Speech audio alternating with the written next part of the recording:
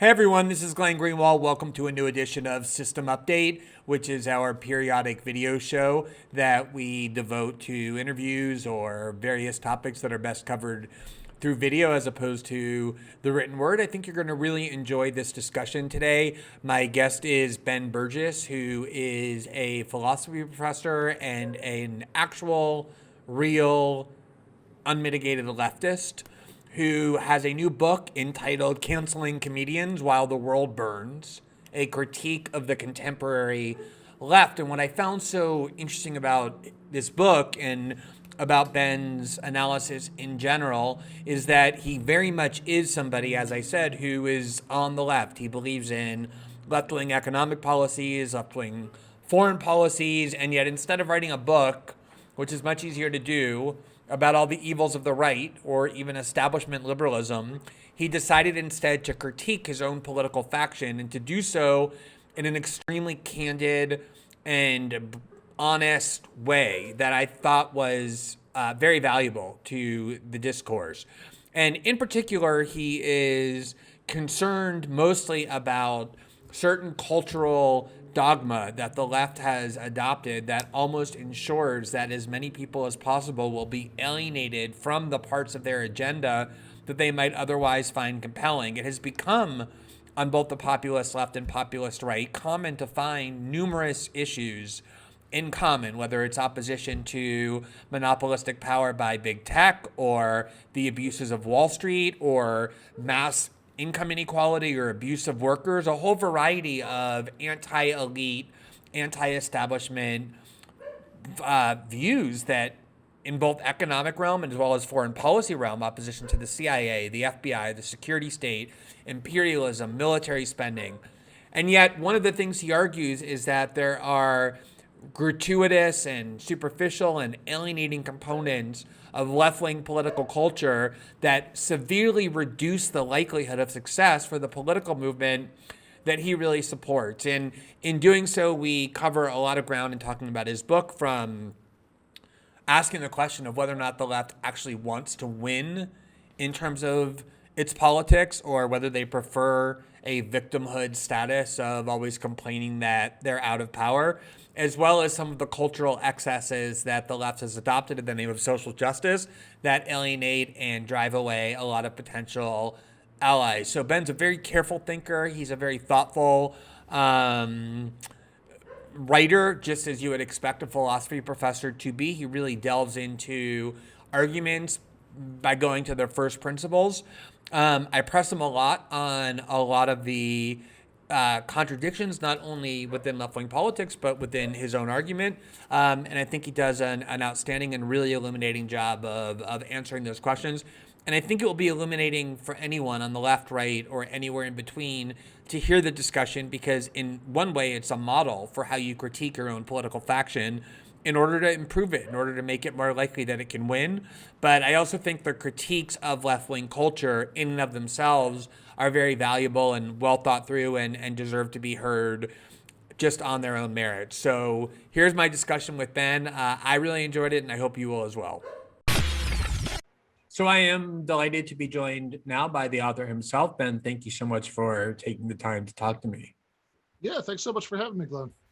Absolutely. So whenever I talk to or interview a person who has a newish book out, as you do, I always, not always, but often ask the same question as the first question, which comes from my own experience of writing books and all of the misery and difficulty that entails, knowing how hard it is to write a book and knowing that nobody writes a book without some really good, compelling reason to do so.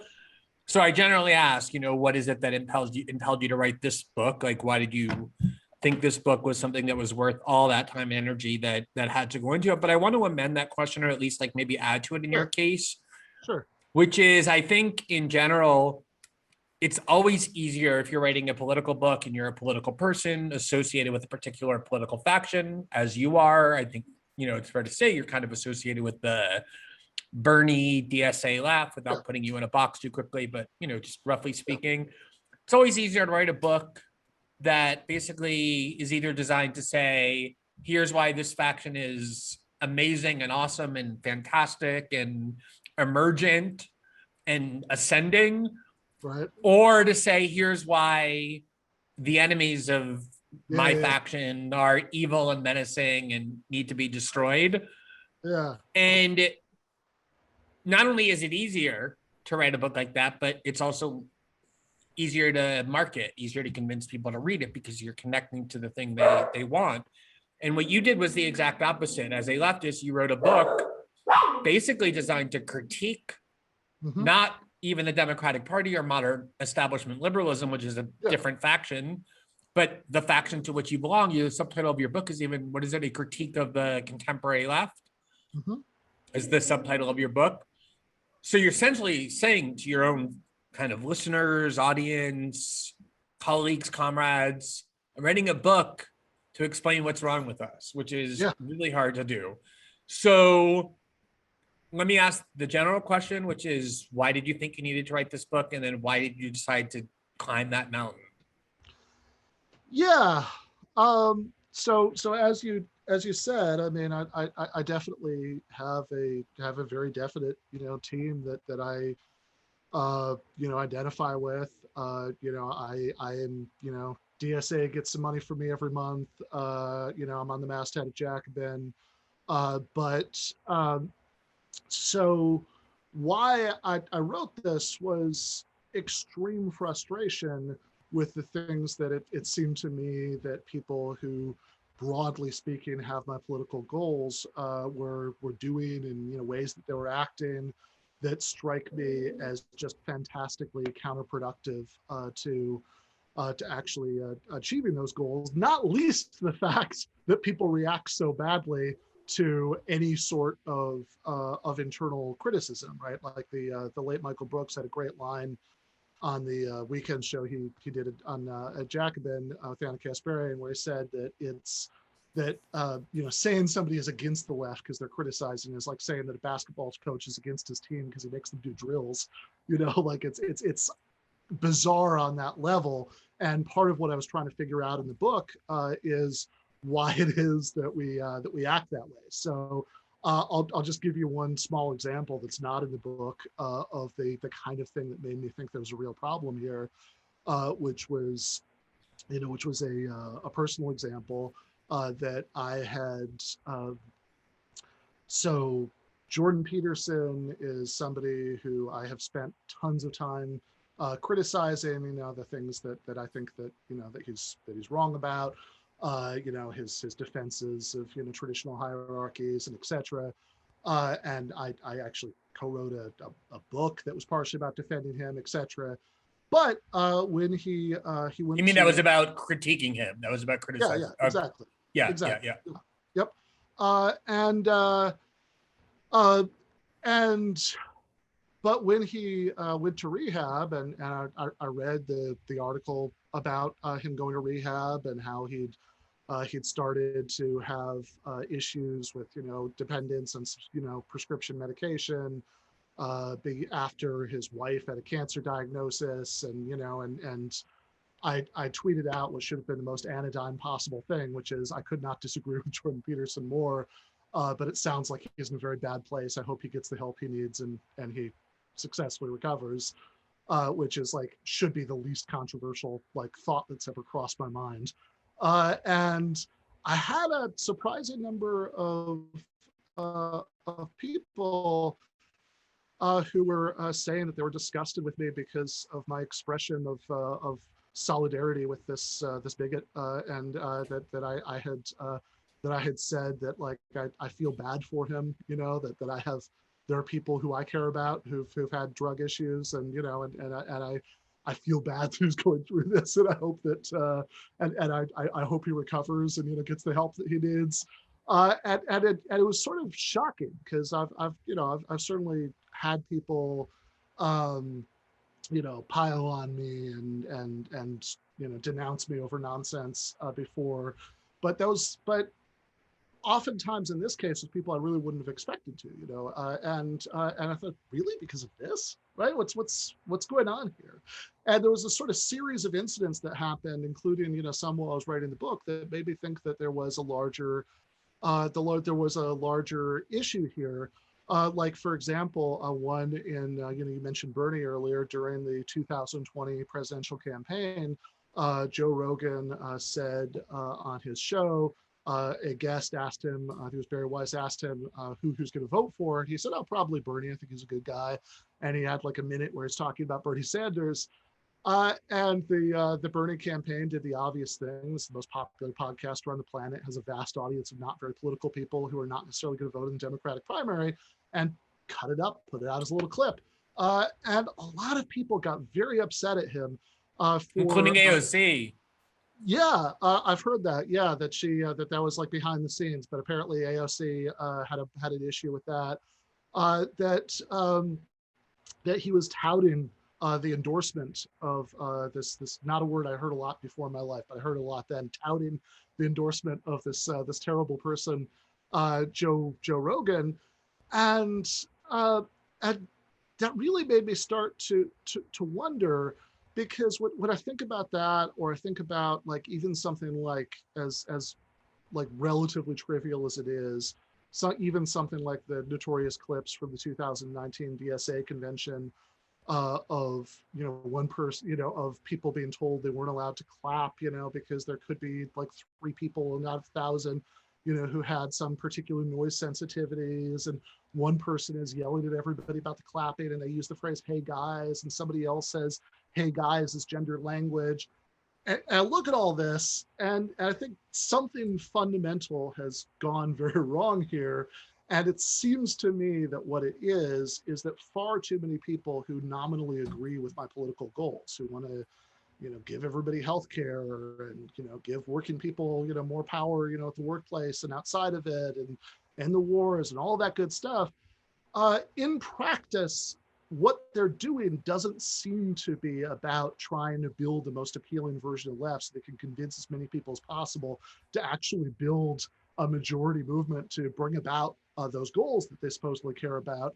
What they seem to be doing in practice is this mode of politics that's much more about the moral evaluation of individuals and deciding whether other people are really good enough to be in the club. And from the perspective of actually trying to achieve those goals, it's the most counterproductive thing that you could possibly do. Most people who aren't immersed in a left political subculture get one look at that and run screaming in the opposite direction, or roll their eyes and move on, maybe to be less dramatic about it. And so I think that it's something we really need to think about, how it is that we ended up acting this way, and why we should stop, and what we could do different. And and I think the title of the book, makes it clear that it's taken from the first chapter where I talk about comedy, but it's also a expression of frustration. Like this is stuff that drives me crazy, and I want us to stop, and I want to try to get across get across the sense that there's a real problem here, and we need to take it seriously. So there's a couple things you said that caught my attention that I want to drill down a little bit on. And one of them is something that occurred a lot to me as I was reading the book. The other one is something that I more thought of now as you were just speaking. So let me begin with one of them, which is this idea that, kind of the fundamental premise of your book, that the left is not really succeeding, right? Like that there's these goals that you say that you share with people that you regard as your political allies. And I want to ask about that next, like whether you really do have common goals with the people you think you do, or have assumed in the past maybe that you do. And then it's not really succeeding because there's certain things wrong with the movement. And so it's time for some self-critique, which any political movement, any institution ought to do.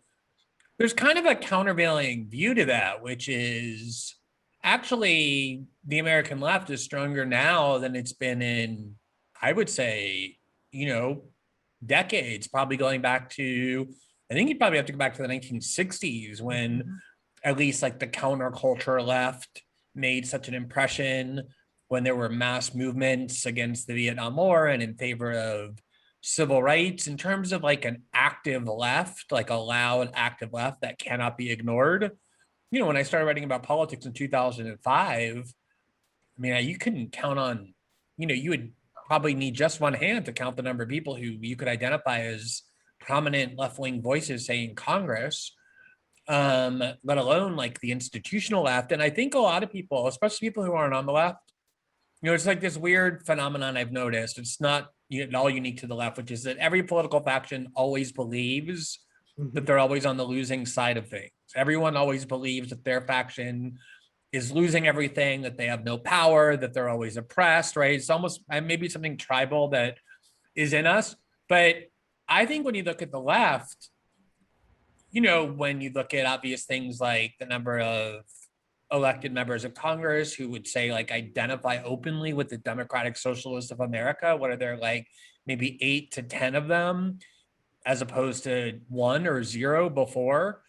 The fact that the Bernie movement in 2016 almost took down the Clinton machine and probably would have had the DNC not cheated, and came very close again in 2020 had Obama not, done his magic. But on top of that, success in local races, success in state races, and just like a very kind of influential presence in the culture wars as well. I mean, I think, you would have to say that when it comes to the culture wars, the left seems to be winning on marriage equality and trans issues and abortion and those kind of things.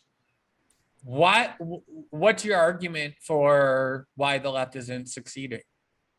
Yeah, so I guess I want to disaggregate a couple of things, like I think that some of those social issues that you mentioned, there has been tons of progress on them, partially because I think, the culture war moves on, the line of scrimmage changes. I saw there's a poll the other, within the last week or two. In fact, I think I saw you post it, that like 55% of Republicans, are fine with same-sex marriage now. Yeah. So I think that sometimes, as some of the social and cultural battles are lost, by social conservatives, they'll move on to new things, and those certainly are. I mean, both of those examples. I mean, those certainly are, welcome bits of social progress from my perspective. Although I think it's also worth noting that those aren't advances that particularly threaten the bottom line of the most powerful people in our society, right? I mean, like whether which is not to say that they're inconsequential or I don't care about them. I do, but it's just not the case that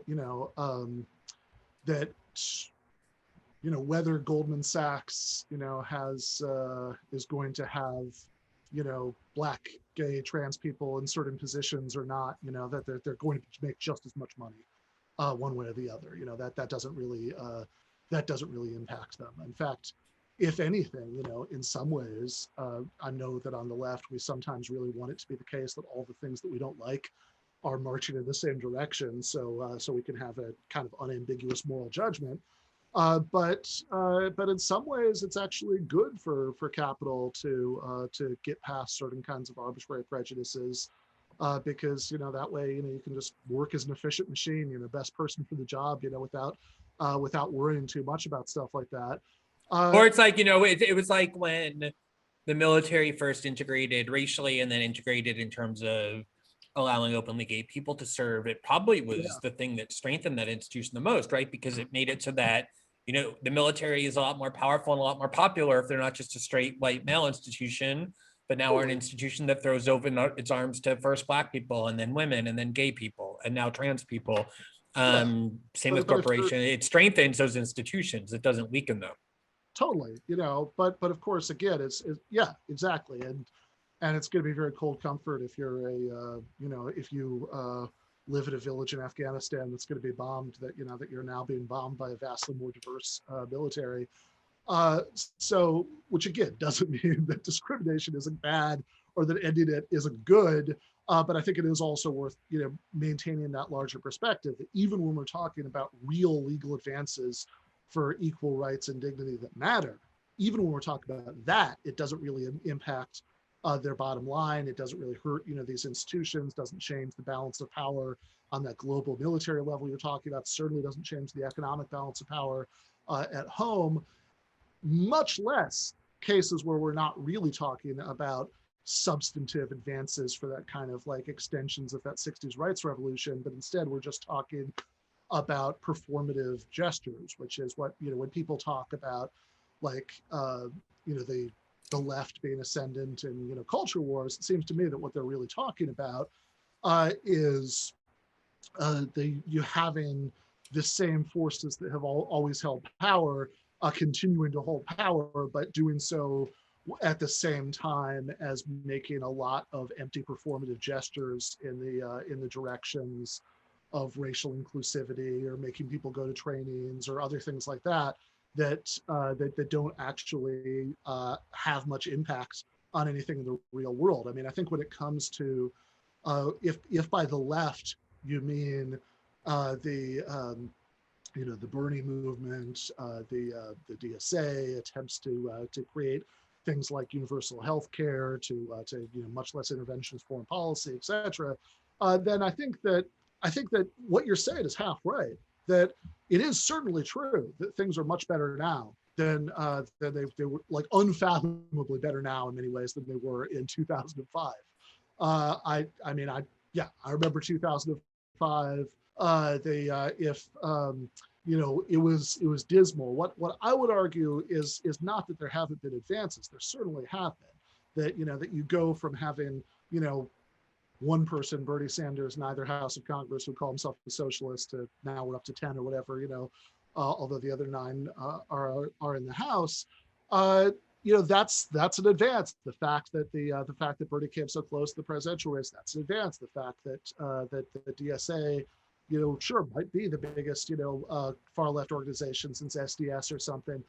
But at the same time, my argument would be that we have a lot of bad habits left over from a time when the left was so much more marginal than it is now, that it was really tempting to see what you were doing less as a concrete project to change the real world, and more as a kind of symbolic performance of moral opposition to the many very real injustices around us, right? Like I love Noam Chomsky, but there's never a point where you're reading a book by Chomsky and like on page 97 or something, he says, oh, if a socialist government took power, here's how it handled the situation I'm talking about.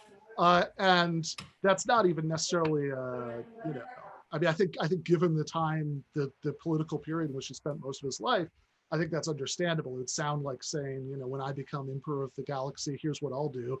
Yeah. But I think that a lot of that same mindset persists now. And I worry that despite those very real advances that you're talking about, it imposes a really hard upper limit, because I'm not, particularly content with having, you have 10 people who are sort of informal left caucus, within Congress, and another 425 people who are not like that. Democratic leadership that remains implacably opposed to Medicare for all, implacably opposed to having to pulling back, the U.S. empire overseas, et cetera, et cetera, et cetera. Right? I mean, like I'd like to not just be a minority but real presence that exists. I'd prefer to actually win some of these battles. And I worry that the way that a lot of people on the left makes that much less likely. Okay, so that's exactly the question that I wanted to ask next. It's a perfect segue, which is the assumption of what you said, and I think of your book, is that the people to whom you're addressing this critique share that desire. In other words, they don't want to just be this kind of aggrieved minority with like a few, squad type members of Congress who voice their grievances and they get to cheer for them and then feel angry most of the time because none of it actually changes anything, Right. legislatively or substantively or whatever. What you want is for there to be actual change, right? Like you want to see the erosion of corporatism and the end to militarism and imperialism, and not just posturing angrily that it's not being done because you see politics as a way of actually making a difference in the world. And your argument is that these are the people who share those same goals as you, and they're just not using the right tactics to get there. And I really question that assumption. And the reason I do, I want to use your Jordan Peterson example because I find it super interesting. So here you have in Jordan Peterson somebody who I can understand for sure why he's anathema to the left, but he's not, he's more kind of like a cultural commentator and like self-help guru than he is, I would say, like a hardcore political dogmatist. Right. And he has kind of been preaching this ethos of self-sufficiency, particularly to young men who in modern Western society are really struggling, right? They can't get married for a lot of different reasons. They're not financially capable of starting a family. They feel lost. They feel without purpose. And he's giving them a kind of sense of spirituality and connectedness and purpose. And here he is, this like icon of self-sufficiency, who himself encounters this incredibly grave and debilitating and like potentially life-threatening problem, which is that he became addicted, presumably to like illegal narcotics. I mean, maybe, you know, he was probably prescribed them in the beginning. Right. And I don't know whether he always had a prescription or not. It doesn't really matter. I mean, he was obviously had a very serious addiction. I don't think we know exactly to what. I know there was some painkillers involved, but I think it was like benzodiazepine, which, you know, like Xanax and that Valium, that kind of class of drugs, which millions and millions and millions of Americans are suffering from, in particular in the working class communities that have been gutted by Clintonian free trade and globalism and neoliberalism, exactly the thing that the left exists to oppose. And so here you have this kind of avatar of like, I don't know, call him if you want, right-wing culturalism, who's suffering this problem that all the people that you want to reach are or most are encountering either in their own lives or people that they love. And instead of using that as a moment to reaching out to these people who right now are listening to the word socialism and running away from it, or even if they are like the policies, instead of expressing empathy and looking for ways to build bridges based on this common, you know, struggle that so many people have with addiction of all kinds, it's, as you said, this kind of like opposite instinct, which is to say we have no interest in reaching out to any people who aren't already on board with us, even to the extent that we're going to get angry at you if you just do this apolitical gesture of human decency by wishing that person well. And that really does lead me, Ben, to this question I've had for a long time that I think your book prompts a lot, which is there a segment of the left that prefers persecution and being aggrieved to actually winning in the way that you defined it? Yeah, I mean, I think that on some level there is. I mean, I'm sure not not conscious, but I think that it is a more, you know, if that's what you're used to, if your entire life, you know, politically has been spent in this oppositional posture, then, you know, it becomes very comfortable, becomes very familiar. I think emotionally, a lot of your self-identification and getting built around, you know, your oppositional stance with regard to all these very real injustices. Whereas the second you start to win anything or achieve, you know, any sort of power, and or actually start to achieve any of your goals, there are going to be, you know, all kinds of messy compromises, and you have to, you know, you have to do some very imperfect things. You're not always allying with people that you're crazy about.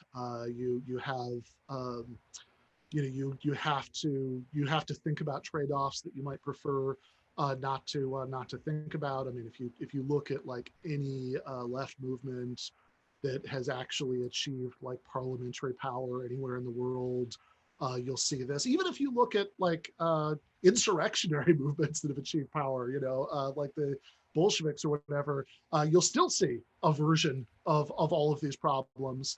And it does seem to me that there is a segment of the left or there is maybe, I think there's a range. I think some people have attitudes like this to different extents, and there are people who do to some extent, but maybe salvageable. I hope so. But I think that there are some people who are more comfortable with that kind of emotional self-definition, to the extent that they're so allergic to dealing with all of that, that even in a case where absolutely no real trade-off that mattered is actually present, they still don't like it, right? I mean, like, I think the Joe Rogan Bernie example we were talking about at the beginning is perfect for that, because, I mean, I would understand, maybe what the reaction would have been if there had been some sort of process of negotiation, between Joe Rogan and Bernie Sanders, where it said, oh, here you have to give up this, your position on this or that issue, in order to secure this endorsement. You have to say no. Now trans people will not, be allowed to fund transition costs for Medicare. Bernie didn't even ask. He didn't even ask. Joe Rogan just blurted it out. Yeah, exactly. So there's no compromise in anything substantive. Literally, the only issue is being supported by somebody who doesn't have great views necessarily on every single topic, although I think that's often very exaggerated, but it's not. But I think that Rogan is somebody who's like most people, in the sense that people like me or you or other people who do political media, who spend all day, every day, right? They spend all this time thinking about politics. And they spend so much time thinking about it that they have like a well-defined, coherent worldview. That makes you a little bit weird. Most people are not like that. Most people might have, that's not that they don't pay any attention to politics. They might have political instincts, some political reactions to events that happen, but it's not in the top 10 things that are going on in their lives. And so they don't, like, those political instincts and reactions don't really gel into an internally consistent worldview. And I think somebody like Rogan is much more like that. I mean, he cares at least as much about mixed martial arts and psychedelics and, half a dozen other subjects as he does about politics. He spent a lot of time talking about politics. Well, and not only that, I think it's so important. Like, he can say in one breath, like, my first choice is Bernie, my second choice is Tulsi Gabbard, and then if they don't win, I'll vote for Trump. Right. And to the average person who spends, several hours a day, engaged with and locked into elite political discourse, that makes no sense. Right. But I would venture to say to most people, it makes a lot of sense. And the evidence for that is overwhelming. The fact that there are millions, not tens of thousands or even millions of people who twice voted for Barack Obama and then voted for Donald Trump. Here in Brazil, where I live, and you and I have talked about Brazilian politics before, some, especially in connection with my book, obviously, Jair Bolsonaro, this far-right candidate, voted for Joe Bolsonaro, who voted for Lula twice, and then Dilma twice, and then voted for Bolsonaro. And if you're a political professional, that makes no sense. But if you're an average citizen, it makes a lot of sense. And even, it was common, especially in 2016, to hear people saying the two candidates I like are Bernie and Trump. Yeah. And so I just, to me, the problems you identify in your book are very much about this kind of cleavage between elite discourse on the one hand and the way that ordinary people reason and think and form value judgments on the other. I think I think the classic example now is like the word Latinx, right? Which is almost like obligatory in certain elite cultural circles. If you don't say it, you're a bad person. Like 0.001% of Latinx people actually want to be called Latinx. Yeah, or like I think there's like 3% have heard about it, and of all them, like they almost all hate it.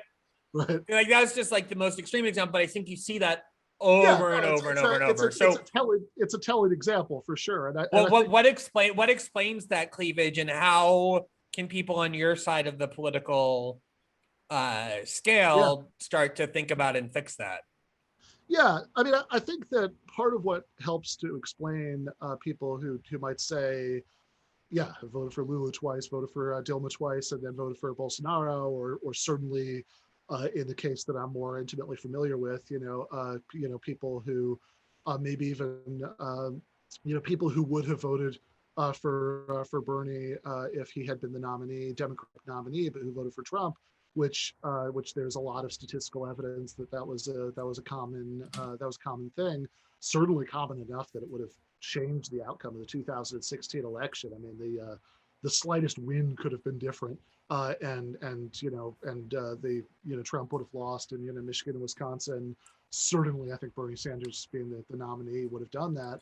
And I think that what explains that, at least part of what explains that is that most people are not super included to, invested in necessarily the details of what policies are on a candidate's website and various things. There might be some that they're aware of and that they care about.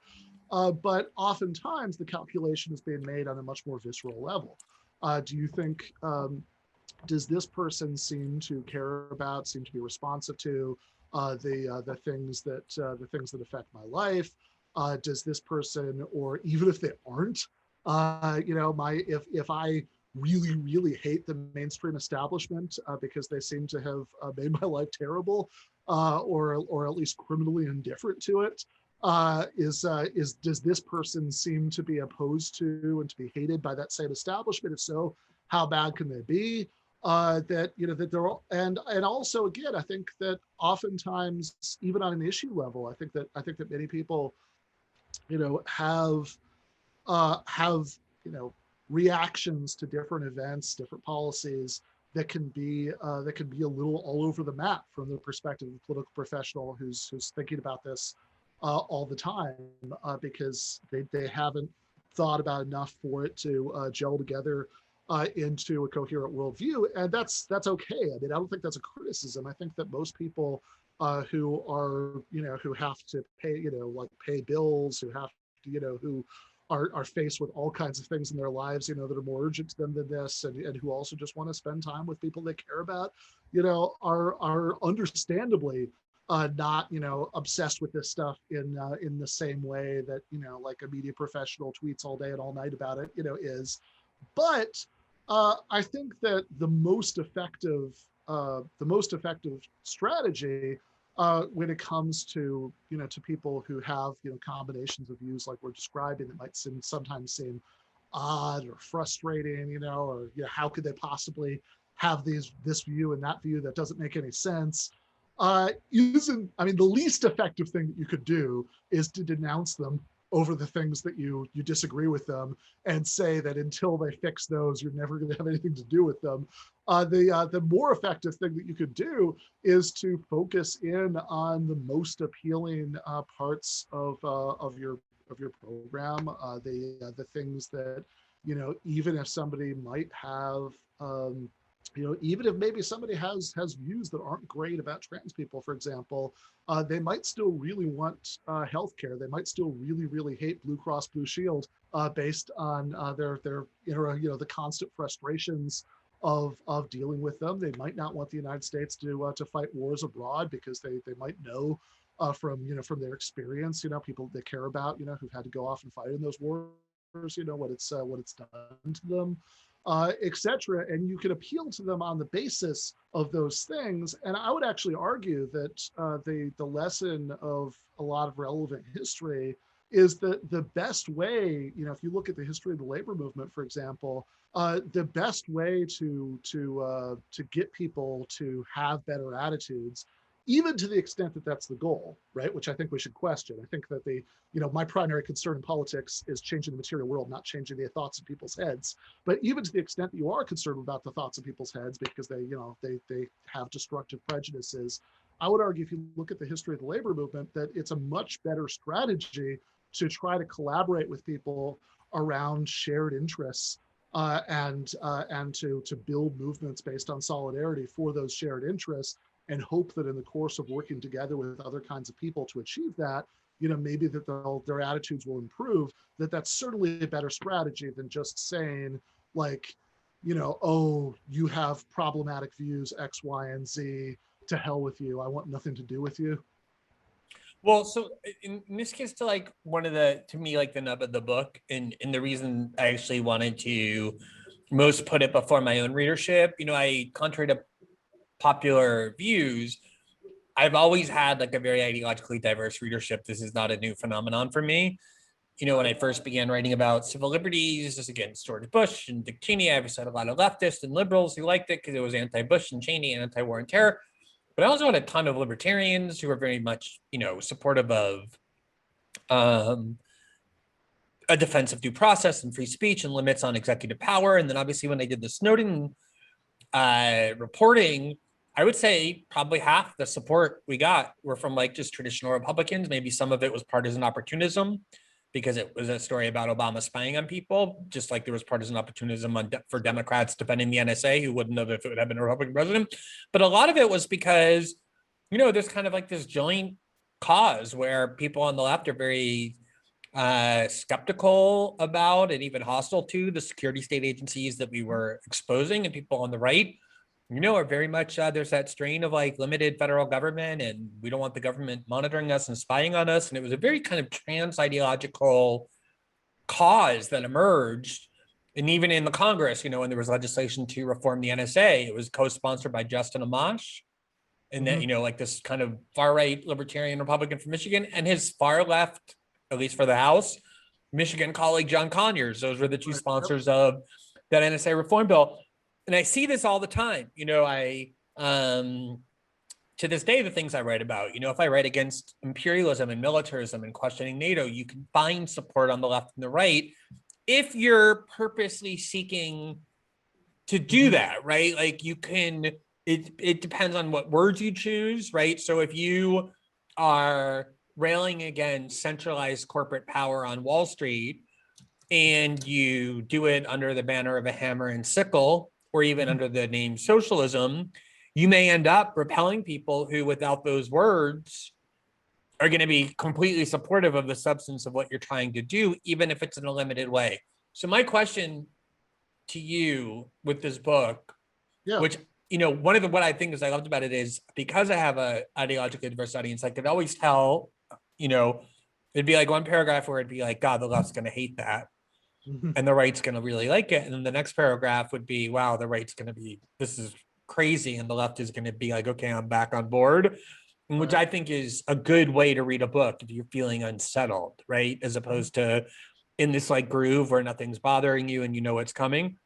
But this to me is really the crux of what so many of these internecine battles are about is politics for you and the critique that you're making about trying to turn America into a country where a left-wing democratic socialist style movement can become the majority and emerge with that ideology dominant? Or is it about trying to find ways, given the complexity of the United States and the realities of what it is and the importance of short-term gains, working with people who don't identify as being on the left or who don't like the word socialist or DSA as their label, but who nonetheless share those common interests to kind of build bridges and work, even if it's like on a case-by-case basis, to form majoritarian coalitions that can actually change the world, even if not in this like fundamental ideological way, but in a still concrete way that makes people's lives better. Yeah, so I would say both, depending. I mean, like I think that the one place where I would throw in a note of caution to one part of what you said is about like the example about corporatism and corporate power, because I think at a sufficient level of generality, you can get people from a lot of different perspectives to nod along with that kind of critique. But when it comes to solutions, you're going to get very, very different positions. And I think this is an important point to make, especially because right now you get people like Marco Rubio, for example, who like to take on a certain mantle of Right. criticizing corporate America and so on. Uh-huh. But then you kind of look at the details and say, okay, well, do you want to raise the minimum wage? No. Do you want to make it easier to organize labor unions? No. Do you want to Uh-huh. give healthcare? No. So is it really just that sure, you might like look at various things that corporate America does and say that have bad effects and say, well, that's bad. I disapprove of that. But I question how much that and of course also in cases like Rubio, I don't like the fact that the culture war signaling is now not what I like. It's now like woke signaling. But when it comes to actual solutions, which is the part that matters, right? How's the way that we want to change the world? I think you're going to get much less alignment there. Now that said, well, let me just interject really quickly there, because I do think there, like the classic case you always get is like, oh, Josh Hawley talks a good game about like populism and standing up to corporate power, which he does. Then you look at his 2018 record when he was running for the Senate against Claire McCaskill, and he voted for Trump's tax cut proposal on corporations, and Trump himself cut taxes. And so there's like this, obvious difference between the rhetoric of Republican populist leaders and their actions, just like there's oftentimes a lot of gap between the rhetoric even of left-wing populist leaders and their actions, right? Like the Squad having the opportunity to stop $2 billion in added spending for the Capitol Police and voting present instead of no and letting it pass. But I guess what I'm really, and I think the reason that happens is because when you're running for Senate, in order to get reelected, you need, $50 million in the bank or $100 million in the bank, which means you're constantly talking to corporate lobbyists and needing to serve them, which explains that disparity. But in terms of like ordinary people, voters or people who are, in terms of ordinary angry, people, I completely agree that there is lots of so I think that I would say, like, even in the Squad case, not that any of those people should be above criticism, or there aren't criticisms of them that I would agree with. I would make a little bit of a distinction between sort of maneuvering about how, when to pick which kinds of fights with the Democratic leadership, and actually having like stated policy preferences that are bad, right? Which some of those people might have on some issues. I think I do have some very real disagreements about free speech and other things, but I think that for the most part, that's more that category.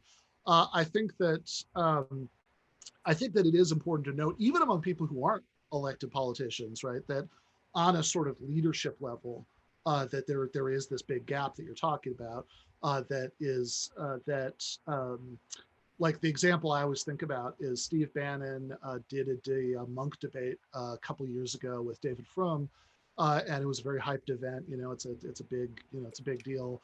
And I watched that thing, and one of the things that really struck me is it was basically 2 hours of Frum, kind of throwing rhetoric at Bannon, insinuating he's a fascist, and Bannon throwing rhetoric at Frum about working class deplorables, but they didn't actually really get into any policy disagreements. And I question how much disagreement there really is. How much of that's just David Frum sort of thinks that this is an uncouth way of packaging preferences that he doesn't fundamentally disagree with. I really liked, by the way, which is one of the reasons, when the podcast Red Scare had Bannon on, and lots of people were mad at them for that, because Anna and Dasha were platforming Steve Bannon, which is the stupidest thing ever. We can get into that, but they have the platforming taboos. But one thing I loved about that interview is they kept pressing him on, okay, you're a populist, right? So why don't you support Medicare for all, right? I mean, wouldn't that be populist? And I think that's a more useful way to critique people like that. None of which is to say that I disagree either that one, there are some specific issues where I think, especially on a legislative level, there could be room for alliances with, if you have somebody like an unusual kind of libertarian Republican like Justin Amash, and you could do something about NSA spying or military spending, then sure, do it, right? I mean, I want elected leftists to accomplish things, and I have absolutely no problem with that. Or two, that I think that even though on that sort of level of pundits and politicians, I'm very skeptical about, how populist, right-wing populists are on the level of voters. Yeah, I think there are tons of people who are in that box. People who might have socially conservative preferences on culture war issues, who might have other views that I wouldn't like, but who have like genuinely left-wing economic views. I think those absolutely are people like that, which goes back to what we were talking about earlier, by the way, because I think that part of like what made that reaction so insane, right? Like part of why, if, as was reported, AOC had such a bad reaction to the Rogan endorsement that was so misguided on her part of why certainly people who, granted, a lot of that controversy was ginned up by bad faith actors, supporters of other candidates, but I saw a lot of people with that, Democratic Socialist rose emoji, Twitter handle who said, oh no, he really should not have accepted the endorsement of this terrible, problematic person, Joe Rogan. And part of what makes that so insane is that it undermines like the whole, a big part of the reason, to my mind, to trumpet from the rooftops that Joe Rogan said he was going to vote for Bernie Sanders is that it's proof of concept for a big part of the selling campaign of the Sanders campaign, which was, hey, there are people who wouldn't necessarily vote for any random Democrat who will vote for Bernie Sanders, even though he has good, positive, socially progressive, values about all of those things. There are people who might not vote for a Joe Biden or a Mayor Pete, who would vote for Bernie because his economic appeals resonate with them, which if your goal is to win is a huge selling point. And by the way, just side note on that, I think that I still think was a fundamentally correct argument. I think that Biden was saved by the pandemic. If COVID hadn't happened, for sure, without Trump doubt, would have been reelected. without doubt. Well, listen, Ben, I've been on your show, I think twice, maybe 3 times. And we always have a super long, interesting conversation. I think you're doing among the best work in grappling with the issues that need to be grappled with on the left. I think that anyone, including people not on the left, will profit a great deal from your book, in part because it shows how you can engage in difficult self-critique, not like superficial kind of self-critique, but like really harsh self-critique, with the goal of winning. But I also think that people, when they listen to kind of honest, stripped down advocates of a particular faction, might realize that there are a lot fewer differences with that faction than they've been trained and taught for a long time to believe. So I want to encourage everybody to get it. Your YouTube show is always great. It's always this level of dialogue. So I encourage people to listen to that as well. I'm going to write up something, my kind of own reaction after having spoken with you. And I hope we keep the channel of dialogue open, and congratulations on the book. Absolutely. Thank you so much, Glenn.